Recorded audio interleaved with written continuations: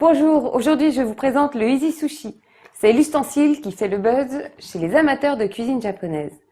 Non seulement il est pratique et facile à utiliser, mais en plus il vous permettra de réaliser toutes sortes de recettes de roulés.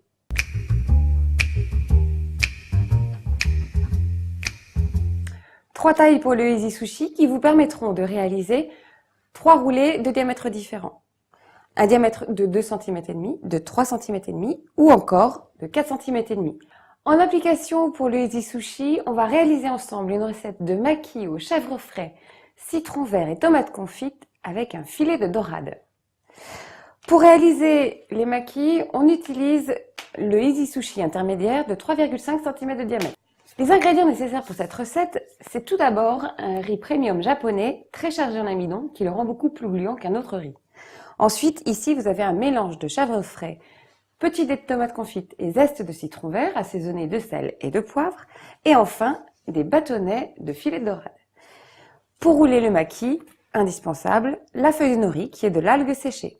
Tout d'abord, on ouvre le socle et on dispose la feuille à une des extrémités. Vous avez ici une ligne qui délimite la quantité suffisante de riz à mettre dans le socle de l'Easy Sushi. Je dispose ma feuille de nori dans le socle de l'Easy Sushi.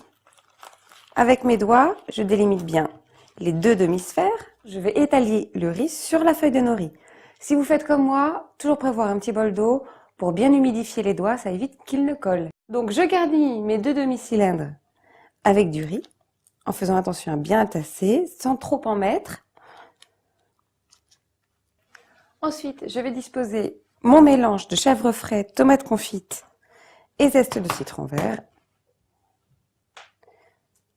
Et ensuite, sur l'autre demi-cylindre, je mets le poisson. Je ferme le Easy Sushi en maintenant la petite baguette qui se trouve à l'extrémité. Je maintiens fermement le socle et il ne reste plus qu'à tirer la baguette pour faire coulisser le tapis. J'ouvre le Easy Sushi. On obtient un maki qui est parfaitement cylindrique et il ne reste plus qu'à le couper. Pour le découpage, c'est indispensable d'utiliser un couteau très bien affûté. L'autre chose qui est très importante, c'est que la lame doit être humidifiée à chaque découpe. Ça évite aux grains de riz de coller à votre lame.